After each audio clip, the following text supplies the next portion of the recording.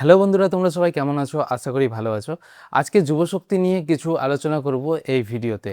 Important কিছু কথা বলবো যুবশক্তি নিয়ে। আজকে ছিল রাজ্যের আভ্যন্তরীণ বাজেট, 22 তারিখ আজকে। তো সেই বাজেটে যুবশক্তি নিয়ে কি আলোচনা হলো সেগুলোই আমি এই ভিডিওতে বলবো। তো আগে যুবসাথীতে অনেকে 1500 টাকা করে মাসে যে পেত, সেইভাবেই যুবশক্তিতে 3000 টাকা করে এবং 2000 টাকা করে মাসে পাওয়া যাবে। এবার 3000 আর 2000 কেন? কারণ দুটো স্ল্যাবে ভাগ করে দেওয়া হয়েছে। 3000 টাকা পাবে যারা গ্র্যাজুয়েশন কমপ্লিট করে নিয়েছে, তারা 3000 টাকা করে পাবে। আর যারা মাধ্যমিক পাস করে আছে তারা পাবে 2000 টাকা করে প্রত্যেক মাসে। এবং যাদের ফ্যামিলি ইনকাম মাসে 1 লাখ টাকার কম, তারা পাবে যুবশক্তির এই টাকা। আর যাদের 1 লাখ টাকার বেশি আছে তারা পাবে না। তো মুখ্যমন্ত্রী নিজে ঘোষণা করেছেন, এই ভিডিওটা আগে দেখে নাও মুখ্যমন্ত্রী কি বলেছেন। 3000 টাকা করে অক্টোবর মাস থেকে পাবেন গ্র্যাজুয়েট যুবকরা। আর যারা গ্র্যাজুয়েট নন,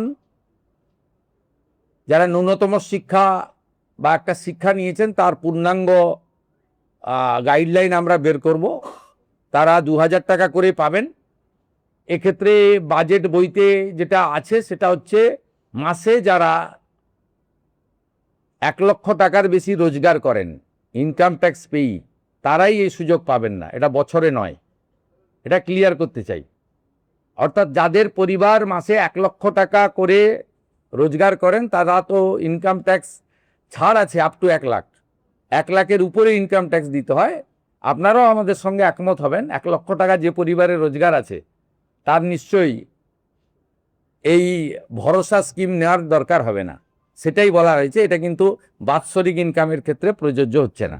তো আপনারা শুনলেন, বুঝতেই পারলেন আশা করি।